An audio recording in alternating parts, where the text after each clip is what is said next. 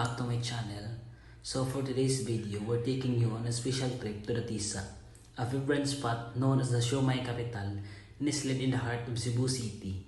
Tisa is famous for its mouth-watering street foods, especially its legendary siomai. Whether you're a foodie or just looking for a new adventure, Tisa streets are packed with flavors that will leave you craving for more. Stick around as we explore the best siomai spots and give you a taste of what makes this place unforgettable.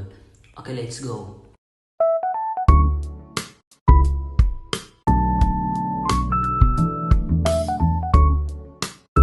So karon naabot namin sa Tisa.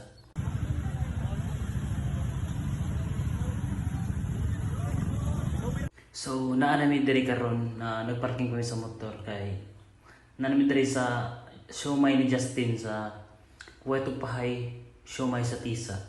Nagawa kami kay napamay naguna na mo. Di arra ni tingog na pinakagahi. So karon guys, naara na diri Og di ara gitruhan na nito. Okay, good evening. Nami diri sa pinakasikat nga tradisyon sa Cebu. Nga gitawag nila sa siomai sa Tisa. Mo ni ang usa sa pinakalabi nga tindahan diri sa Tisa. Mo ni siya.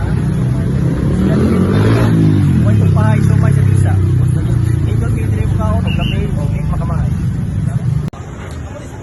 Tisa is a popular street food in the Cebu City, Philippines, originating from the barangay neighborhood of the Tisa. Here's a complete overview. Tisa is a barangay in Cebu City known as the birthplace of sioma sa Tisay. It started as a small food business in the early 2000 and quickly gained popularity due to its affordable and flavorful siomai. At what began as a local favorite has grown into well-known food destination with various vendors offering their version of siomai.